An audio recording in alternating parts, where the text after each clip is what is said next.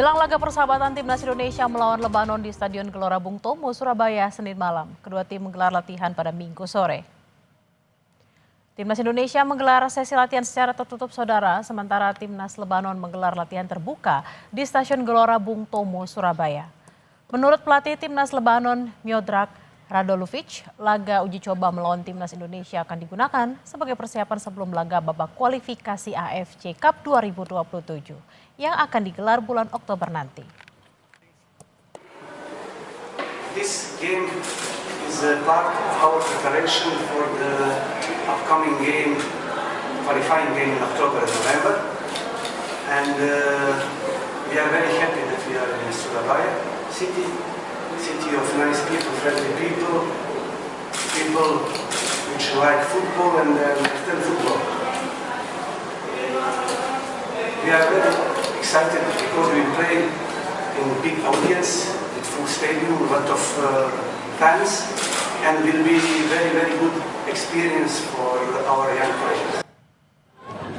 Sementara itu, saudara, Ketua Umum PSSI Erick Thohir menyebut kekuatan Timnas Indonesia baru akan diuji saat menghadapi Lebanon di Stadion Gelora Bung Tomo, Surabaya, Senin malam.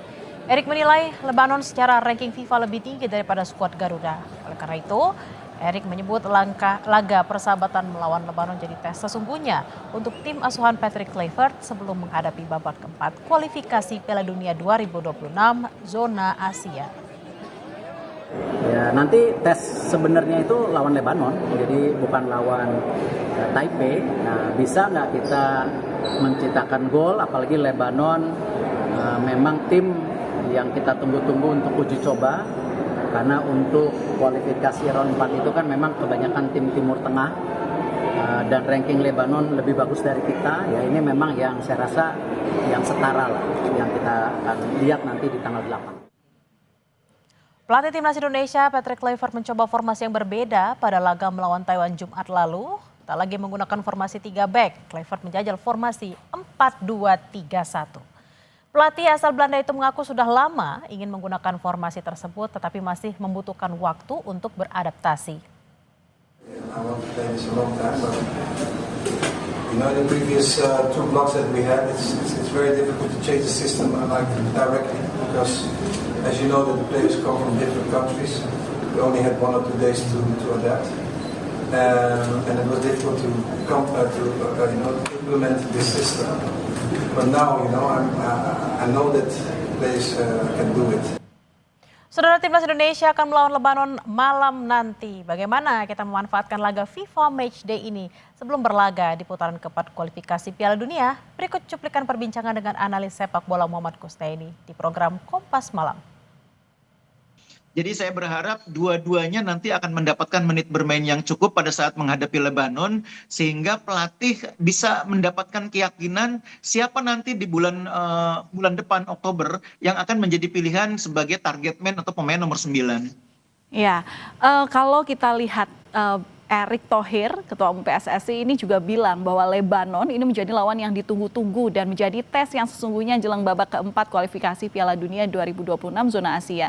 Bagaimana menurut Anda? Sebetulnya sekarang ada Kinder Saudi. Jadi memang kita sekarang memiliki lawan yang karakteristiknya sama dengan negara-negara Timur Tengah, tapi secara kualitas masih di bawah.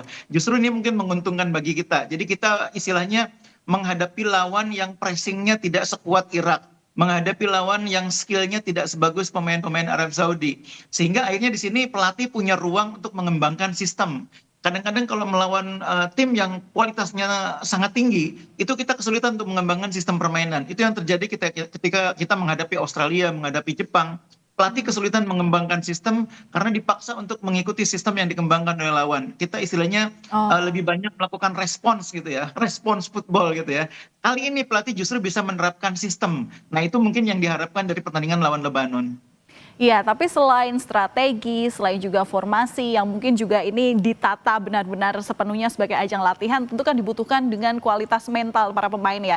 Kalau kemarin hari Jumat waktu lawan Taiwan itu Indonesia bisa tersenyum, nah besok untuk bisa tersenyum jadi gimana ini melatih mentalnya dan apa yang harus jadi catatan yang harus dikejar yang nggak boleh luput dari kekuatan timnas Garuda sendiri?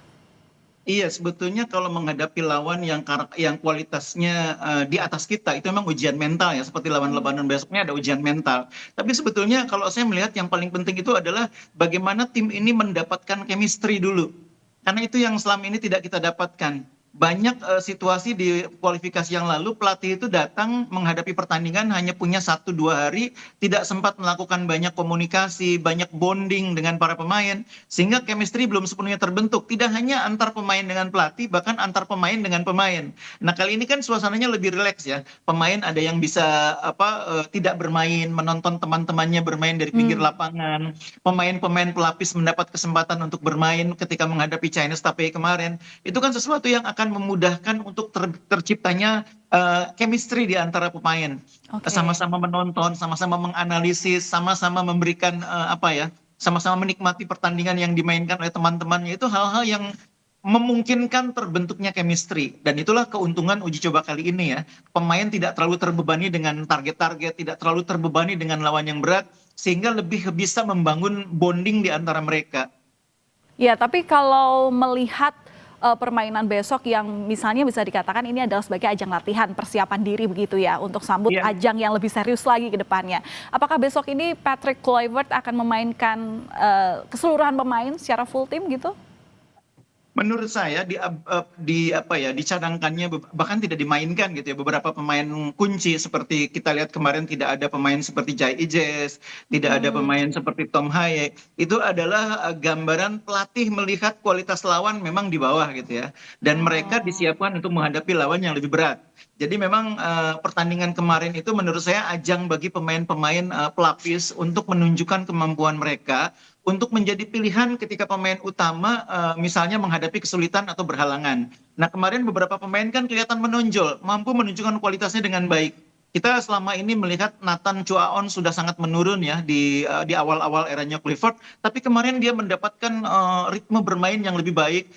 Keluar semua kemampuan yang dia miliki yang sempat membuat dia jadi andalan di eranya Sintayong. Begitu juga dengan Sen Patinama, kemarin juga sangat menonjol. Begitu juga dengan pemain baru Miliano.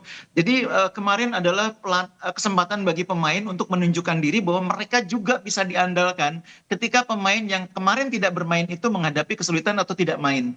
Kalau pemain kuncinya saya pikir yang kemarin tidak bermain itulah yang merupakan pemain-pemain kunci ya. Seperti Tom Haye yang kemarin tidak main, begitu juga dengan Jai Ije itu pemain-pemain kunci. Begitu juga mungkin Calvin Verdong yang kemarin juga baru bergabung.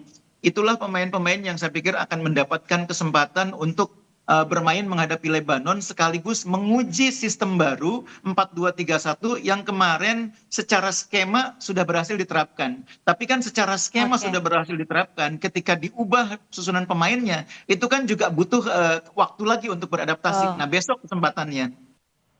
Informasi usai jeda saudara, arus lalu lintas di kota Bandung semrawut setelah sejumlah lampu merah dirusak oknum massa beberapa hari lalu.